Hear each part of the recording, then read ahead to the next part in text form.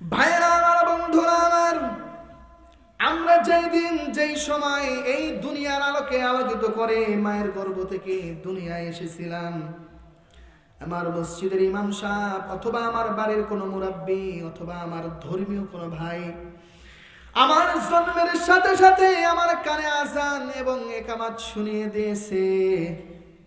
এই আমার জীবন শুরু হয়ে গেল। আর এই জীবন শুরু হয়ে গেল, এখন শুধু সময় আমাকে পবিত্রতা অর্জন করার। আর আমার যখন নির্ধারিত সময় হয়ে যাবে, সাথে সাথে আমার জান কবজ হয়ে যাবে। আর ঠিক সময় মতো আমার আপনার জানাজাও শুরু হয়ে যাবে। 1 সেকেন্ড আগেও না, আর 1 সেকেন্ড পরেও না।